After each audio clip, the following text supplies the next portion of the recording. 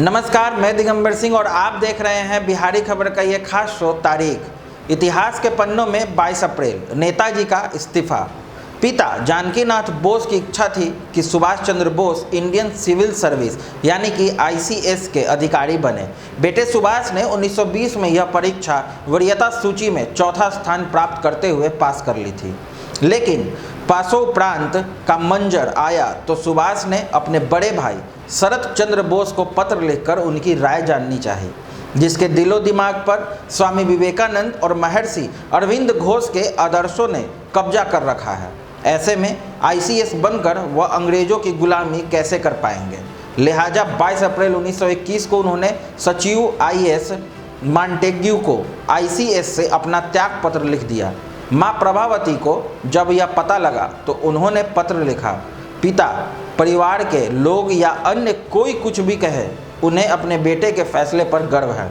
सुभाष चंद्र बोस स्वतंत्रता सेनानी देशबंधु चित्तरंजन दास से प्रभावित थे और उनके साथ काम करने को इच्छुक थे। रविंद्रनाथ ठाकुर की सलाह पर सुभाष भारत वापस आने पर सबसे पहले बंबई गए और वहां महात्मा गांधी से उनकी मुलाकात हुई।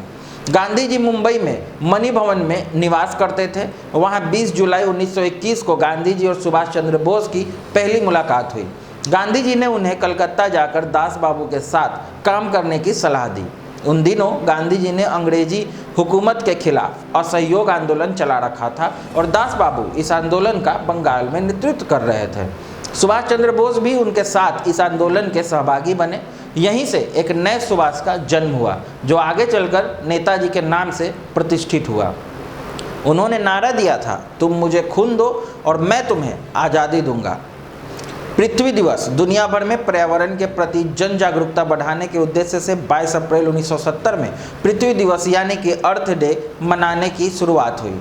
इसे 192 देशों ने अपनाया और आज पूरी दुनिया में हर वर्ष इसे मनाते हुए व्यापक स्तर पर पृथ्वी की हरियाली व जीव जंतुओं के संरक्षण का संकल्प लिया जाता है। पर्यावरण की बढ़ती चुनौतियों के बीच इस तरह के वैश्विक आयोजनों का खास महत्व है। आइए नज़र डालते हैं 22 अप्रैल की अन्य अहम घटनाओं पर। 1870 रूसी क्रांति के जनक लेनिन का जन्म। 1906 यूनान के एथेंस में 10वें ओलंपिक खेलों की शुरुआत। 1915 में प्रथम विश्व युद्ध के दौरान जर्मनी की सेना ने पहली बार जहरीली गैस का इस्तेमाल किया। 1931 में मिस्र और इराक ने शांति समझौते पर हस्ताक्षर किए। 1974 में लेखक चेतन भगत का जन्म हुआ था। 2016 में 170 से ज़्यादा देशों ने जलवायु परिवर्तन पर पेरिस संधि पर हस्ताक्षर किए और इसे नवंबर 2016 में लागू किया गया। आगे की और ऐसी रोचक जानकारियों के लिए हमसे जुड़े रहें। बिहारी खबर के फेसबुक पेज और यूट्यूब चैनल को लाइक शेयर और सब्सक्राइब करना ना भूलें। धन्यवाद।